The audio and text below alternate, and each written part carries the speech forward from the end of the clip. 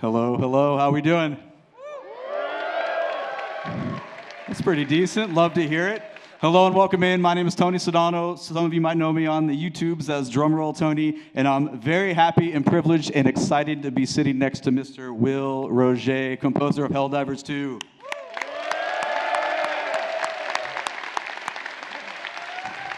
I want to say hello, Will. Thank you very much. Hi. So what we're going to be doing today is we're going to be talking about Helldivers II music and music in general from a compositional standpoint. And I'm going to nerd out on this because not very often do I get the chance to ask the kind of questions I want to ask that I think everyone's going to be into. But it'd be good to get to know some of you first. Obviously, we're all video game fans. This is PAX. Cool. Are there any musicians in the audience? There we go. Love to see it. Are there anybody that is interested in video game composition in the audience? Nice. That's quite a bit. We'll talk about that later. Okay, so what we have in store is just a bunch of questions we're going to ask that kind of get to know Will as a person and maybe a younger musician before he is the mighty giant that he is now, and kind of get down there. We'll talk about Helldivers and then talk about video game composition and like some specifics. And then towards the end, we'll open up for some Q&A, and you can come up and ask Will some questions. Sound good? Outstanding. All right, Will, let's take it back. I'm just going to read you what I wrote. I did not memorize these. What was your earliest connection to music? Were you in choir, orchestra, or band growing up? Yeah, I mean, so earliest would be piano lessons. I think I started when I was maybe 4 years old, maybe even 3. I was a very annoying child, and my parents just needed to get rid of me for like an hour or two. So yeah, I took piano lessons locally, and it became my entertainment. I actually didn't have video games until maybe late in middle school, and so it was literally just cartoons and playing the piano, basically. That's very interesting. Piano kind of seems to be the gateway instrument, especially for composition. For sure, yeah. Cool. Was there a teacher in your youth that made you think maybe music might be a career choice, or was that self-discovery? You know, I didn't really think of it as a career thing. It was just like who I am, you know, for so long. But I did have some amazing music teachers. I had a music teacher in middle school who introduced me to world music, actually.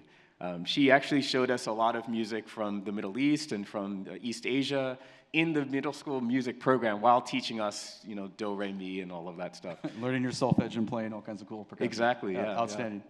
Yeah. Did that path lead to a formal training outside of piano lessons, or how did that kind of work maybe into high school and beyond that? Yeah, I mean, you know, I did the school's music program. You know, we had AP music here in the United States, and it was great for learning the fundamentals. You know, I'm very glad that I learned notation to a good degree. You know, obviously there wasn't much with like orchestration, and I'm a piano player, so I didn't really have the opportunity to work with an orchestra. But you know, I was just so fascinated by orchestral instruments at the time. That all throughout high school, I would borrow my classmates' instruments that were just sitting up in their attics, and I taught myself in my free time the flute and the clarinet, a little bit of trumpet and trombone, a tiny little bit of violin, but obviously that didn't go anywhere. And the flute's the one that stuck, and so I still play to this day. Oh, really? Oh, yeah. But you messed around, so brass and woodwinds outside of piano became pretty proficient for you. No. But in flute, I just enjoy playing quite a lot, and so I play in all of my scores pretty much. Cool. Oh, you're featured on the scores playing the flute? Oh, yeah. Wow. Yeah. That's cool. I didn't know that. That's amazing. Cool. So the session players are like, get out. Well, no. I mean, I'll record on my own in my own studio. Okay, I don't have a very classical way of playing the flute because I've never taken any lessons. I kind of just wung it. But, you know, with enough melodyne and effects, it can sound kind of cool. Oh, there we go. He said that word, melodyne. There it is. There it is. Okay, so out of high school and that kind of experience, how did game composition become within the sights to be the actual path? You know, it's crazy. Like, I have 2 games that really made me want to do this as my life. The first was Mortal Kombat. I think I played Mortal Kombat at my friend Ollie's birthday party, and his dad just dumped a bunch of quarters on me, and I just played this game the whole time. I did not wish him a happy birthday at all. Ignored the entire party. Yeah. Okay, it was. I just, played Mortal Kombat for like 2 hours straight, and I loved it. I'd never seen anything like that before. And then I loved the movies, the Mortal Kombat films. I just became so obsessed with it all throughout the rest of middle school. But then in high school, the PlayStation came out, and Final Fantasy VII. And that was the game that basically changed my life. I'd appreciated video game music. I'm playing it on the piano just by ear before that. But there's something about the sound of Final Fantasy VII with that like PlayStation 1 MIDI, 24 channels, I believe. And it was so clean and so simple, yet so elegant and so beautifully written, very melodic as well, but with so many different musical styles and genres. And it just felt inviting. It said like, yes, this music is great, but you can do it too, and you should. And that's what started my whole journey. And who is the composer for that? Nobuo Uematsu. The most famous. Yeah. Outstanding. Absolutely. So do you remember when your first video game gig for music, I mean, obviously you remember, but can you share with us your first video game gig? I mean, like all throughout high school, I did, I found projects online that really went nowhere. This was before indie was quite so viable as it is now. All right. Way before we had like middleware engines, and we were all high school students, so people were doing things on like RPG Maker, if you remember that, and we were hanging out on like IRC. That's a deep cut reference if you even remember. But it was a great experience to find other people interested in the game industry and to just have experience doing like a full soundtrack and like just from start to finish. Here is my vision for how the full score is going to be, and I'm just going to do every single track from it. And that was a beautiful experience for sure, even if the games never came out or anything like that. Compositional experience. Good stuff. Okay, so we were sitting here earlier, and you were listening to the melody of the theme, and you're like, I wrote this 6 years ago. How many game projects were there before Helldivers II? Before Helldivers? Yeah. Oh, I can't even. Countless? Yeah, I mean, well, because there's so many projects where maybe I just wrote a little bit of music for a larger thing. Like I mentioned, I worked on Destiny 2. I did a lot of the music in the Forsaken expansion, as well as Guild Wars, Path of Fire, and some things where I just contributed a little bit. But before that, the most major projects I'd worked on were Mortal Kombat 11, Call of Duty WWII, which was a big influence actually on the Helldivers score. Let's see what else. Lara Croft, Temple of Osiris as well. Well, Lara Croft, so quite awesome. A few. Yeah. I mean, I'd done quite a lot. And of course, the Star Wars projects too. Right on. That's great to hear. All right. Helldivers II is such a unique tonal blend. It's super adrenaline pumping, but also very funny and lots of comedy. How do you frame that against a gameplay music loop? The funny thing is that in order for comedy to work, you can't think that it's funny. Like, no one in the scene can think what's happening is funny. And so as the composer for Helldivers, like, I just decided to take it completely seriously. It was all about, like, I want the players to feel like a part of something that's bigger than themselves, rather than it just being, oh, here's this isolated video game I'll play like 15 minutes. I wanted it to feel important. More so than, okay, well, here's a game made by like 60 people in Sweden somewhere, and then, if we make 1 million sales, then we'll be extremely happy with that. And of course, it blew up far beyond our expectations from there. But the idea behind the score, actually, is that because we don't have any kind of like a single-player campaign, I decided early on that I wanted the music to kind of create a narrative as you're playing each mission. So it starts off when you're on the Super Destroyer. And maybe we can start to queue up that first video, I think. Or the second video, I think, is going to be the one. Sorry. But basically, you're on the ship, and it has this very mellow music playing. It's very ambient, this sort of low D pedals. The one after this, please. Second one.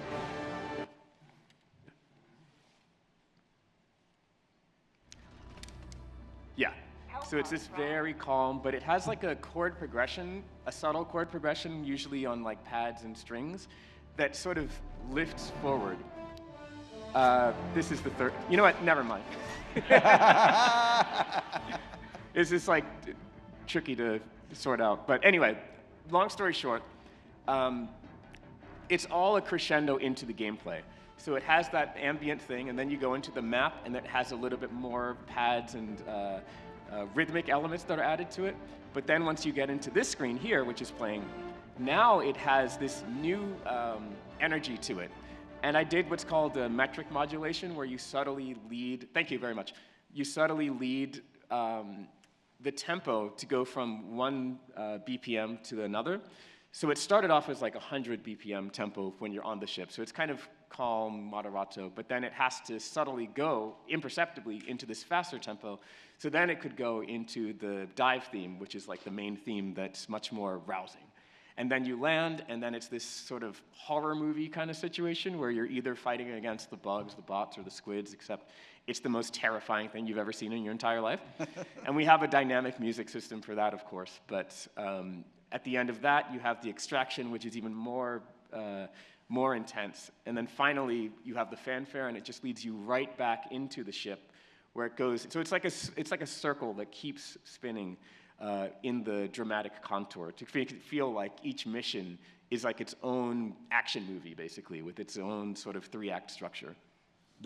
That's exactly how I felt the first time I played it, with feeling that motif and the way that worked. It's funny because when I first did I did a video on his music, I did not know about the game at all. A lot of influence there. I was like, I'm buying this game just because of this theme music. So that was very cool. So one of the questions I had that I'm sure a lot of you also have is, as a game composer, how much conversation do you have in a professional standpoint from the dev team to your musical tastes, your ideas, your personal preferences of them? How much control over, like when they heard that theme, were they like, this is great, or you should change this? What likes, not likes, like how did that work? You know, it's different in every project. Helldivers was unique because I was hired directly by Arrowhead, and I spent quite a lot of time just hanging out with them in Sweden, just getting to know the leads, like the art leads, and all of the people, of course, working in sound.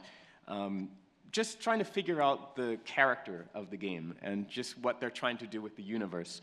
But then after that, Sony PlayStation has an internal music team and internal audio team, and I mostly liaised with them rather than directly with Arrowhead.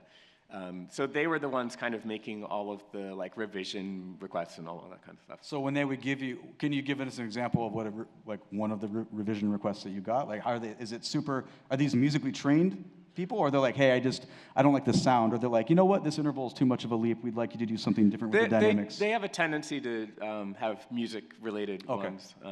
And you know, I mean, sometimes we disagree, and that's fine. They have a much more, like, I see Helldivers as an extension of like 1990s action movies. That's the kind of vibe that I wanted to bring to it, and so I'm looking at all kinds of influences, like the Matrix movies I loved, obviously things like Starship Troopers, RoboCop. What else did I watch? War of the Worlds, which is John Williams. There were some others. Terminator, of course, if I didn't mention that. But Sony is more about like the modern Hollywood kind of style.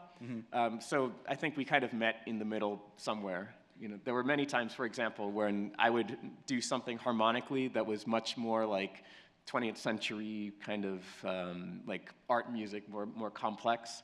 But Sony usually wants things to be a little bit more simple and Hollywood style. That's very interesting to hear, actually. Yeah. Yeah, my next question, you kind of answered that. I'm going to ask you anyway, but there's a lot of components that you just said. Thinking about the high energy, like high octane moments versus more tender, but it kind of sounds like you just answered that with how that kind of moves back and forth between just all your influences from the 90s to... Oh, for sure. I mean, like, the game is very dynamic. There's so much going on. In fact, the way that we wrote the music, like, I didn't write individual pieces for the game, in fact. When you work with a company like Sony, they'll usually ask you to write, like, a suite of music that's... I mean, it's actually exactly how you hear it in the album. That's exactly what I wrote for the game, minus, you know, a bunch of other littler cues. But I would deliver that, and then we deliver in stems, which means that I'm sending them like a wave file of here's the French horns, here's the trumpets, here's the strings, here's the whatever, so that then they could edit that into all of the in-game content. Oh, they have the creative control to do that? Yeah. Do they run it by you when they're like, hey, Absolutely not. Oh, wow. I mean, in Helldivers' case, there's not that much that could have gone wrong, but like, you know, with Call of Duty World War II, there was like some shocking moments where I was like, oh, you're putting the Germany theme in Paris or whatever. Okay, cool. Whoa. You know. That's mind-blowing. I did not know that happened. Okay. Yeah, well, I mean, they have a lot of experience, and what's great about Sony is that they have people kind of right there at the dev team implementing. And so there'll be lots of changes in the development of the game, as always happens, and so they're very great at, you know, moving things around if need be, I mean, you know, I would still be working on the game if it were just me doing all of this. But Sony has an incredible team of like supervisors and editors that are shaping the music as it needs to be in the score. And I guess the idea behind their workflow is that they want the composers to focus on like the big picture. And then they'll sort out sort of the details of how it goes in the game. Okay, well, that's the perfect segue to the next question. Now, this is not necessarily for Helldivers II, but kind of just scoring in general. How do you walk us through how adaptive and interactive scoring works, and maybe define that for folks that might not understand what that is, because I am very curious about this. Yeah, sure. So when you're scoring like a film, it's always going to play back in the exact same way. You know, it's always very linear. The timing is always exactly the same because it's printed onto the film.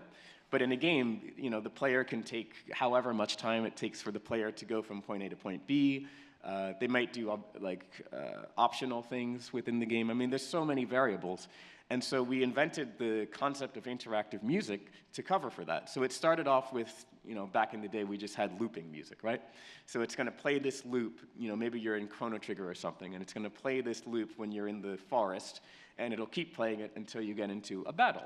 And then it'll play the battle loop, and then once that's done, it goes back into the forest, and so on. As time went on, we had better technology, and we could do things with layers. So now you can do things like what's a great example? Like Splinter Cell, for instance.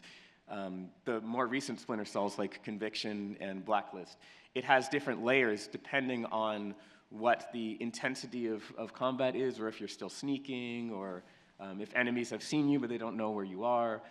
There's all of these different parameters that you can hook in and basically change the mix in real time, either vertically, which means that you're adding or removing layers, or horizontally, which means that you're going to like a different track or a different part of the same track based on these game parameters. Do the devs give you that list and they're like, hey, this character could do these potential amount of things. You need to create these 8 variances on a melody or a phrase or a motif? You know, it completely depends on the game. Like for Star Wars Outlaws, I had much more involvement with the dev team, and so we co-designed the interactive music. You know, I would see the gameplay. I got to play the game quite a lot before we designed it, and so I could see, okay, we kind of have 3 situations in this game. You have either you're walking around and the enemies don't know where you are, and you're kind of stalking them. You have combat, and then you have this middle layer called hiding, where the enemies previously engaged you, and they know that you're out there somewhere, but they can't figure out where you are, so they're actively searching. And we based our combat system around those parameters, as well as like all kinds of fun things that we could add in and parameterize, like enemy proximity and stuff. As a composer, what I find really fun is as I'm writing the music, I take note of the decisions I've made in arrangement as a composer, and then I'm like, okay, well, what if the computer decided this based on gameplay? So maybe, for instance, on Outlaws, I noticed I added some like percussion elements to it, and I was like, oh yeah, this is going to sound so cool with drums. But what if it didn't? You know, what if when you're far away from enemies, it doesn't have the drum layer, but as you get closer to the enemies, it sort of slowly fades the drums back in. So it's little things like that that you're constantly being aware of as a game composer. That is very fascinating. This is a level of composition that's not existed that long. That's very cool. Sorry, I'm in my brain. I am nerding out big time here. This is very cool.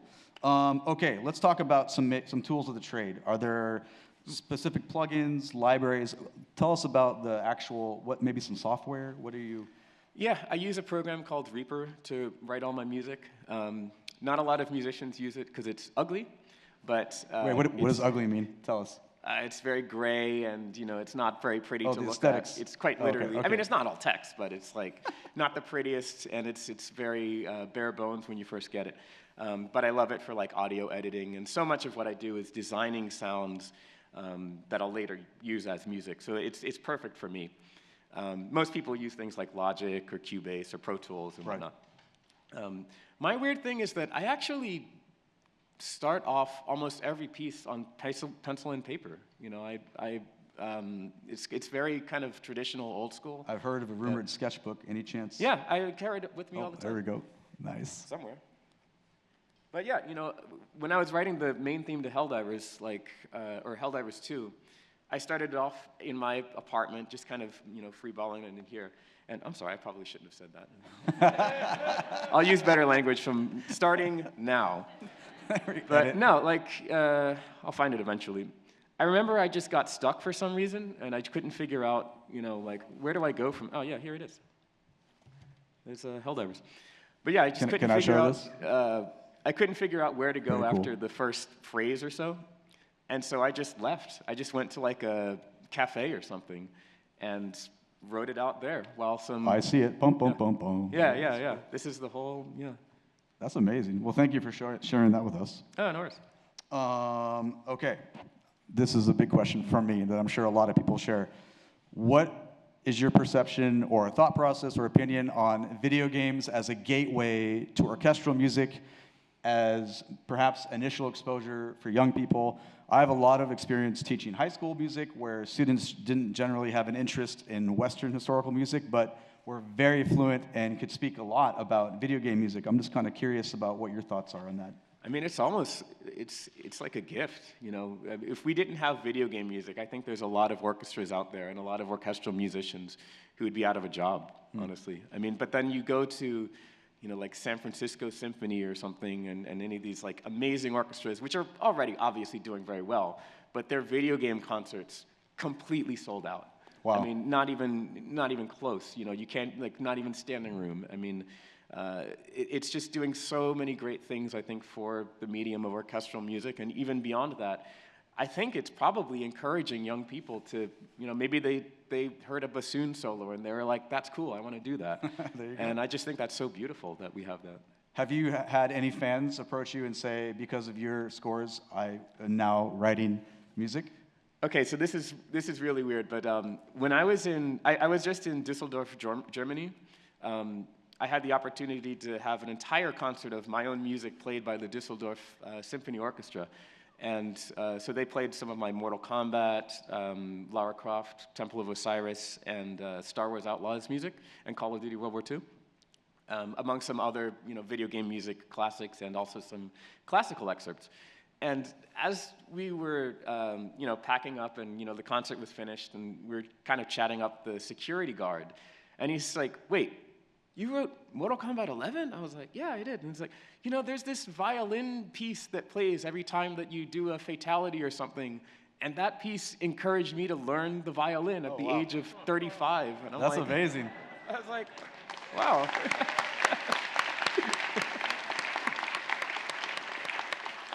I'm glad I asked that question. That was a cool answer. All right, let's talk about some career wisdom.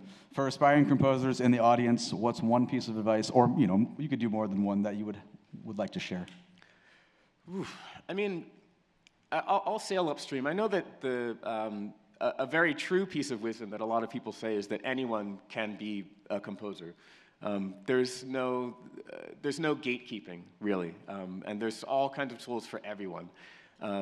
In fact, I have a friend who's a brilliant musician. He did the score to Shadow of the Colossus, Ko Otani. Ooh. And the way that he explains it is, he said to me once, there's no license for writing music. There's no license test. Anyone can do it. And I think that's beautiful. What I will also say, though, is that there's no end to learning. There's no reason to just stop learning. You should always be doing, but there's no reason to stop. And I think it's very useful to learn notation, for instance. Because then you can hear music of any genre, Western, Eastern, anything, and you can at least find some way to dissect it in a way that you can learn from. The way that I learned music, actually, was not just learning the notation, but also doing a lot of transcription. So back into high school, I'm not going to reveal my age, but, I went to high school at a time before we had, like, Spotify and YouTube and MP3s and stuff. So if you wanted to hear the music from your favorite video game, you had to find the MIDI file that was painstakingly transcribed note for note by some basement-dwelling nerd. And I was one of those nerds. I would find the part of the game that I liked, and I would take out my cassette recorder and record the music, and then I would just note by note figure out what it was. But that was actually how I learned how to write music. Was the power of transcription, and also ear training with that's very, very powerful. Absolutely. This is how jazz musicians learn, and I thought it was a beautiful way to learn how to write music, why the composers were making those decisions. I feel very lucky, actually, that I grew up in that era where you had to kind of hunt for the knowledge. What's something that you could share with us that most, even maybe normal musicians or normal composers don't know about working in game audio? Maybe it's positive, maybe it's negative. What's something that you experienced that you find unique within that? Something about... like when you write within video game audio, video game music, what's unique to that you might not find in, other than like the interactive scoring that we talked about before? Maybe it's something that sticks out a little bit more. You know, the funny thing, I haven't worked too much in like the Hollywood side of film, but I have quite a few friends who are, they've worked in like major films or television, and they're interested in getting into games. And one of the fun things that they tell me all the time is like, we're so shocked at how nice video game composers are, how much more friendly and like inviting and generous. To us, it's like, that's just our community, and you know, we're very lucky to have some great community leaders within game audio, some of which are here, and I'm very grateful that they showed up. But yeah, I mean, I'm just lucky to be a part of this community. I think that was maybe a big surprise when I started, that we would have such a community worldwide of very collaborative people. Very cool. Looking ahead, can you tell us about, if you're allowed to, what are some projects you've got coming up? Well, actually, they just announced an expansion to Helldivers II, where I did some additional music, some new music for that one. All they told me was caves, but I didn't see... I could, you know, because of the timing, I couldn't see any screenshots or footage, because they reserved the rights to change things up until the 11th hour, which is kind of why the game turned out so well. So I didn't see anything. I just had to sort of use my imagination. But I'm very excited to figure out how we're going to solve that problem as gamers, because I, quite frankly, don't understand how we're supposed to win. There you go. Will, how many hours do you have in Helldivers? Oh, just hundreds, probably. Okay. Yeah. What game do you have the most hours in all time? It's probably some kind of fighting game, but I don't really know which one. Yeah. There's so many. Yeah, Okay, yeah. gotcha. I mean, like, there's some games out there like Elden Ring that I love, but they're like 150-hour games. Yeah. I'm still playing Death Stranding 2, but like, the last mission, like actual story mission, I was at 70 hours. And now I'm at 105 because I was like building the roads and like the monorail and stuff. So I mean, yeah, I spend a little too much time gaming. Probably. Hey, I think we all can relate to that for sure. Yeah. Can you tell us about the DICE award that you won? Oh, it's pointy. Like, you can really hurt someone with these things. Like, it's like a Klingon weapon. What's it called? The AIS DICE Music Award for Helldivers. I'm sorry? This one. Oh, yeah, so it's the Interactive Academy Award. So basically, every year in Las Vegas, they have an award show it's like for game devs by game devs. And I mean, it was a shock, but it was such an honor to win in that, because it's, again, chosen by game developers. And like Johan from Arrowhead, the former CEO, he came up with me, and it was just such a great moment, of course. Well, let's get a round of applause for winning that. There we go.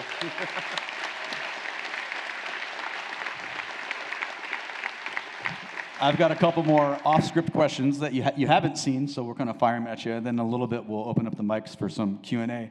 But I want to ask this, since you're a professional composer, what are your thoughts, pros, cons, extreme worries, not worried at all? What do you think about AI music? Do I have to, I mean... Give me the smallest answer.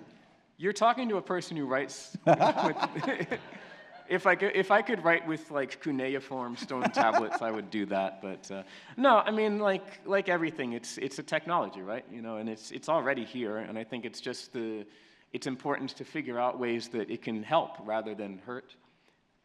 I'll also say, and maybe this is perhaps not the greatest answer, but not every game really warrants original music.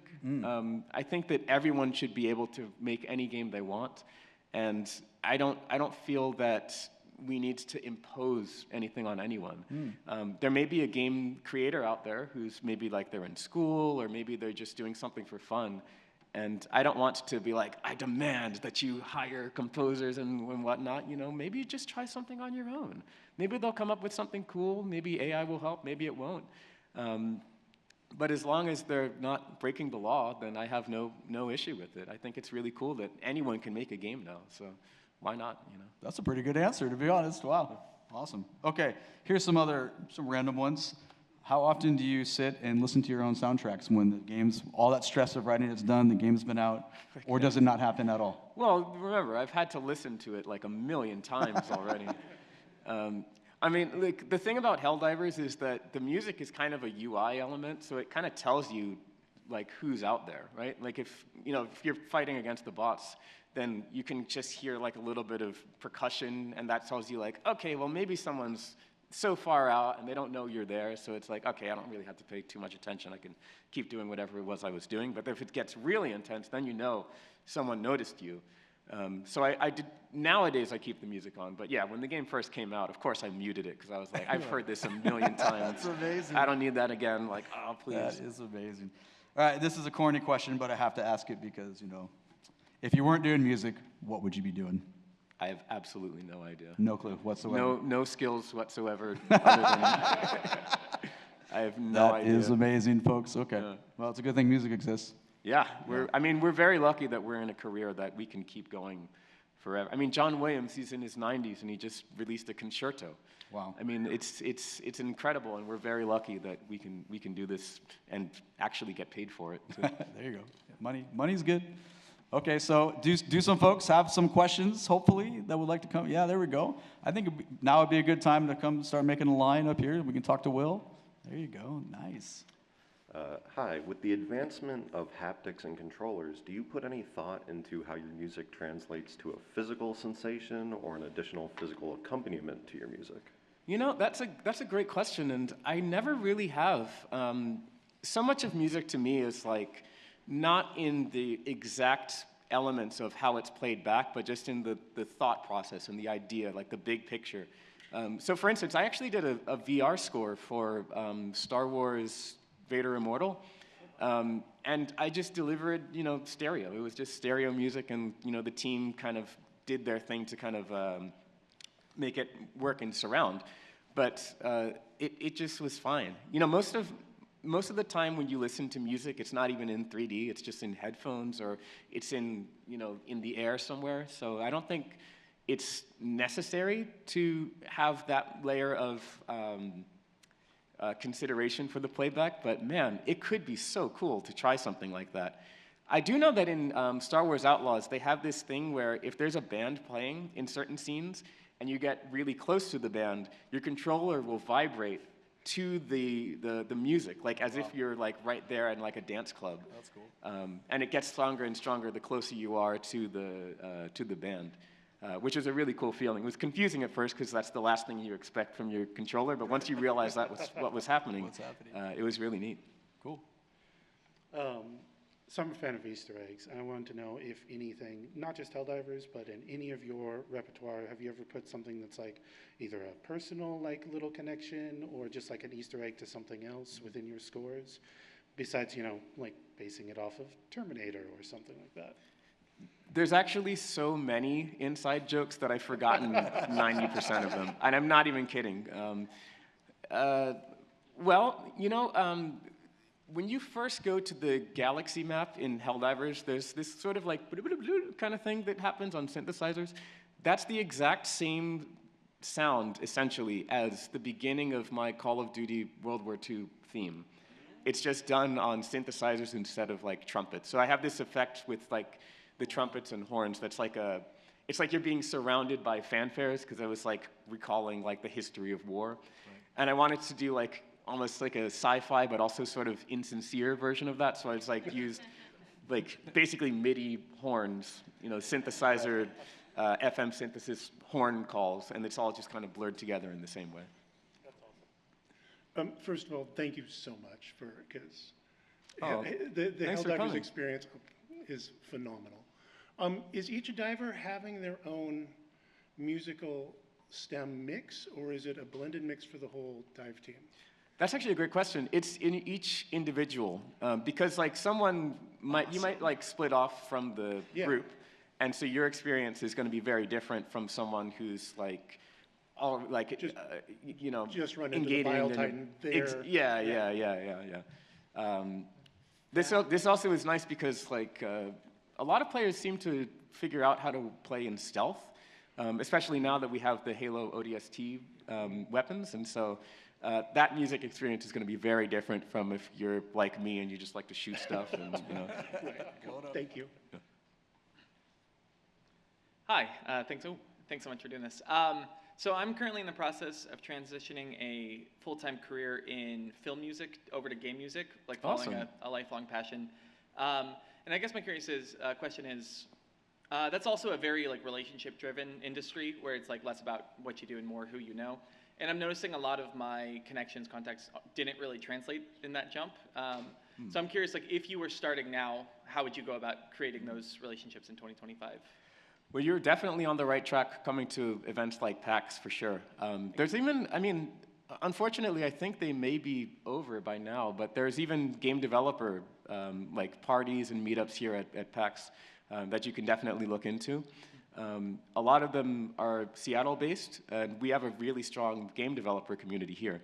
But I'm sure they do in Los Angeles as well. And in fact, I know that in LA they have an event, I think bi-monthly, called Game Dev Drink Up, which is like, I think it's somewhere near Santa Monica. And, you know, it's just to, you know, meet up at a bar with, you know, developers from all over. That's a great place to meet folks. We also have Game SoundCon in October, also in Burbank. And that's exactly as it sounds. It's a professional conference for game audio folks, and that's a great place to meet sound designers, other composers, audio directors, and everyone in the industry. Awesome, thank you so much. Sure. Hi, I'm from Berklee College of Music, and I'm also doing game music. And I have a little question is that when I make music, I always feel like my music, no matter what I do to the instrumentation and everything, it still sounds pretty flat, and it doesn't have many dimension, doesn't sound that professional like all the game music you made. So I'm like seeking advice for which part I should work on to make it sound like more colorful, more dimensional, and more professional. Yes, well, first off, I mean, best of luck, and it's so awesome that you're studying at Berklee. I think that one thing that might be of interest is actually studying counterpoint. Not just the old style like Bach counterpoint, but more modern composers like Hindemith. The reason being that if you listen to like a film score, like a John Williams film score, or even like Michael Giacchino might be another great example of composers who do this. It's almost like bitextural or like tritextural. There's like a few things going on that complement each other but are very different. And once you kind of learn how to it's almost like training your brain into hearing several different things that could fit together at the same time. Very frequently, in film scoring especially, you'll find yourself needing to say multiple things with music at the same time. Like maybe you'll say, oh, this is maybe an action combat scene. However, the character's best friend just died, so maybe there's some sadness to it. And then maybe they're in this region of the world, so maybe you want to add some instrument that's from that region of the world, or things like that. So it helps to kind of train the brain to hear a couple of different things. Do you mind if I ask, like, what is your primary musical instrument? I do piano and flute. Oh, wonderful, yeah. Nice. There are dozens of us. No, but one thing that I've noticed about composers who start with the piano is that we have a tendency to focus on this middle range because we're so used to playing there. Yeah. But it's like, well, there's all these keys over there, and there's all these sounds over there, and that you can definitely just think more expansive, both in treble and bass in your orchestrations, and that could definitely help with giving a larger and more lush feel to the work.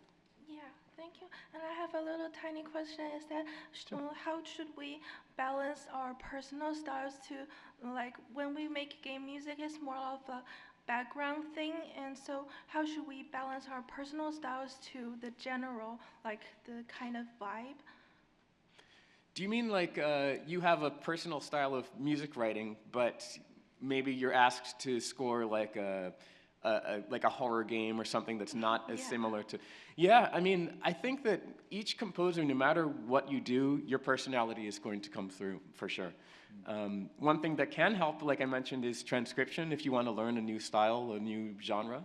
And then even if you write something that's like almost perfectly like that, it's still always going to have your own voice. So I wouldn't, personally, I'm never worried about it not sounding like me, if that makes any sense. That always shines through. Yeah, totally. Thank you so much. I appreciate it. Thank you. Thank you for your questions. Good luck with your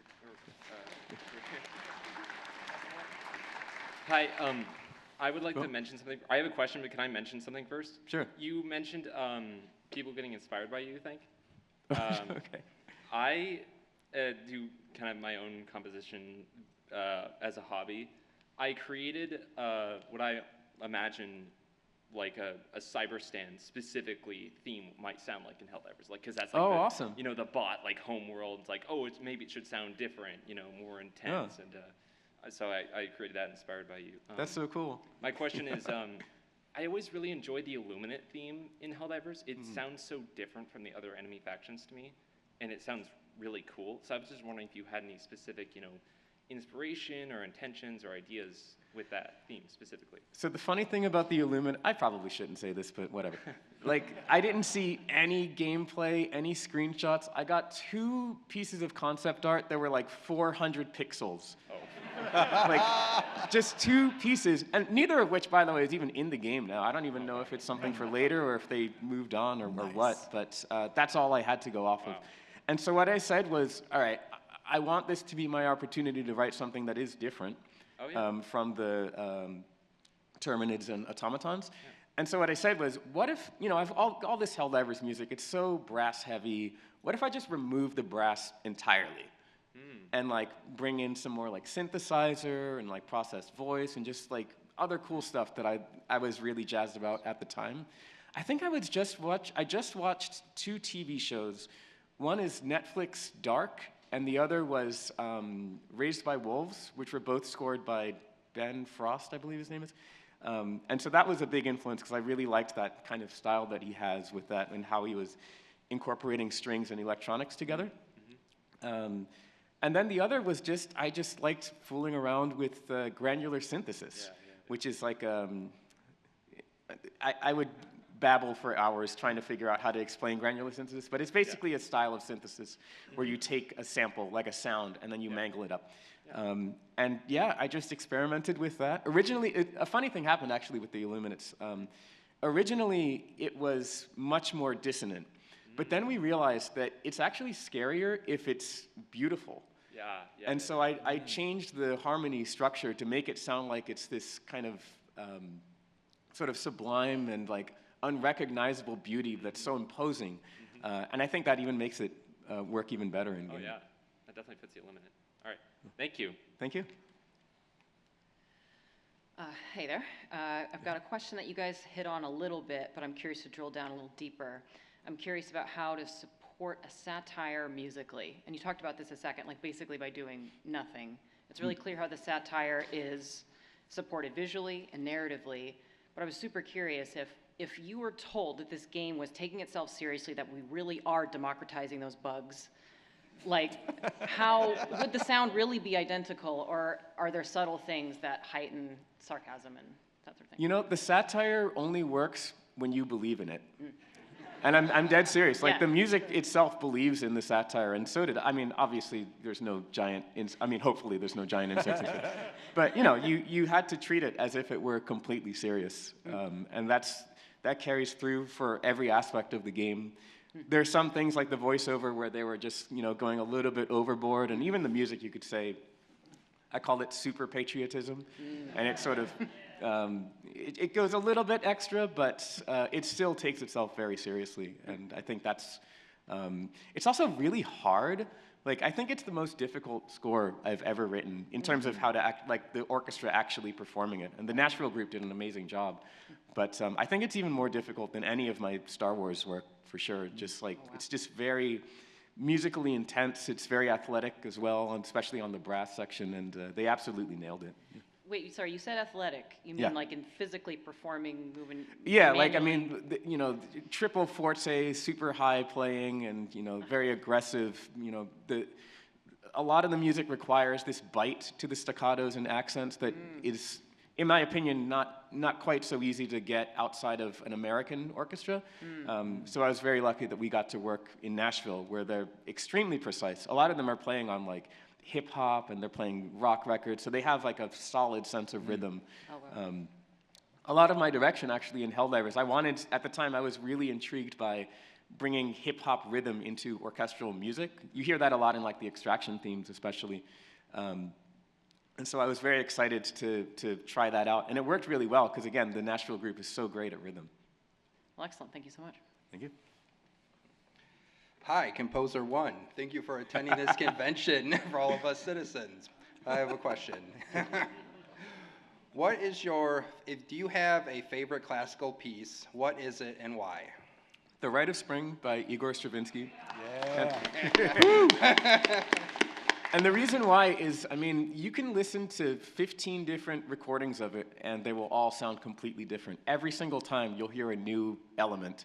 Because, I mean, and it's such a brilliant question we heard earlier from the Berkeley student, it's that there's so many layers to it, and there's so many different things going on at any given time, that in one rendition, you know, maybe the one particular drum comes out to the forefront. In another, maybe you can hear some of this bassoon counterpoint or whatever. But it's just so dense, and I love Stravinsky's rhythms. They're a huge influence on me. I love his sense of harmony.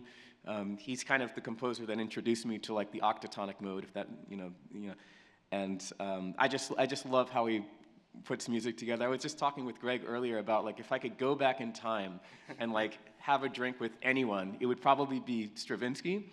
Not only because he's a great musician, but I think even, especially in his neoclassical music, you can tell that this guy had a great sense of humor. I think he would be hilarious. I would love to hang out with him for that reason. That's amazing. Awesome, thank you. One quick question. Sure. How often should we sing the Super Earth Anthem? Well, while the flag is rising. So. Thank you.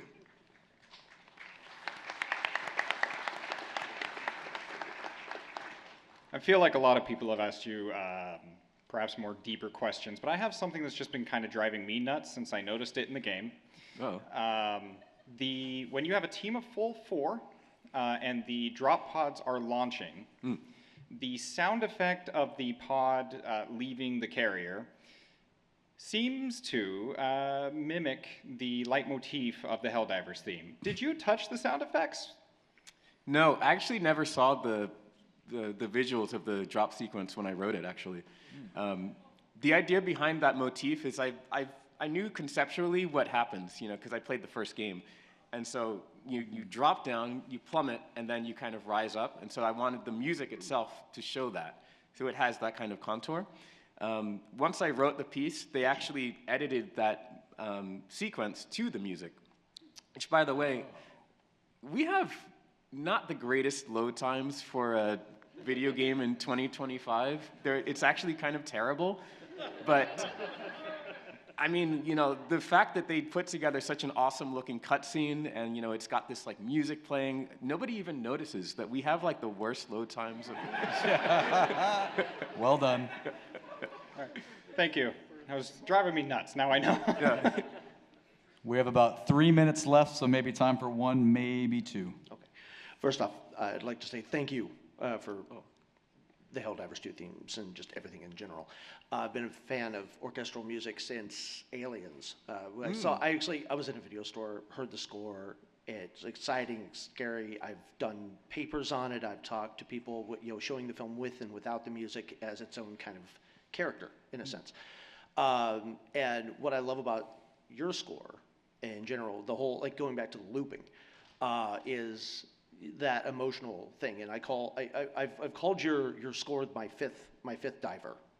because I consider it a character. I really do, because of the, like when you drop down, there's the theme, you're pumped. You're in combat, like you said earlier, it kind of warns you, if your friends aren't paying attention, the music's paying attention. And so your music has saved my ass multiple times. Really the question I have is because you've mentioned your process and things throughout this, but did you ever think that it would be its own character? All I thought of was I wanted the music to help players feel like they're a part of something bigger than just themselves. By the way, I'm going to answer this question, but we have like 2 minutes left. Can we do like a selfie like when we're done? Is that okay? Oh, absolutely. Okay, awesome. But yeah, I mean, it's a game that encourages cooperation, and cooperation is something that's desperately needed in in 2025, and I won't go any further than that publicly. But I'm so happy that so many people are enjoying this game, because that's all I wanted, was to make music for a game that brings people together. And I think that the function of the music and the way that they've implemented it into the game, it's almost like, it's like the heart of patriotism in a weird way, but in like a positive way, not in an exclusive way, but in a way that brings gamers together. So I'm very, very glad that you've experienced it this way. Yeah, thank you. Thank you very much for everything you do. Oh, thank you. Last one. Okay, so this is actually more of a comment and a question. The comment is actually to you. I'm a huge fan of your YouTube channel, thank you very much. Tony. Appreciate it. I just love all the music you're reacting to, especially the Final Fantasy stuff, because that's what I grew up on. And then a question for the composer here. Is there a piece of music that you've written that you're just more like, that was my best work? Like not to say like you're a terrible composer or anything, but it's more just like, I could have done better on this. Oh, yeah. Because my boyfriend is actually a game developer, like himself, and he's working on a personal project, and he's just like, this isn't perfect, like. Well, so I wasn't really, like, right after we finished, I have 10 seconds to answer this question. Star Wars: The Old Republic. I had to write some pieces very quickly for it, and at first when the game came out, I was like, oh, I wish I had more layers, I wish I had more, like, more to it than that. But then eventually I realized, you know what, it served the function, it had the spirit, and it's fine, and, just grow as a composer. Yeah. But what I learned from that experience, actually, was you only get one chance to score a game, and then it's out there in the world. Nobody's going to patch the game because you wanted like a little bit more, whatever. Yeah. So you just have to put everything into it, and yeah. Okay, thank you. Can we do selfie? I think they're.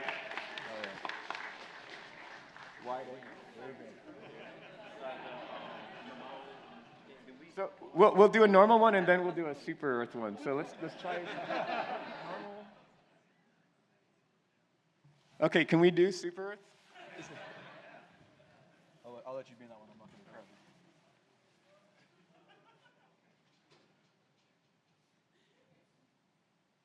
Thank you very much. Final round of applause for Will Roget. Woo!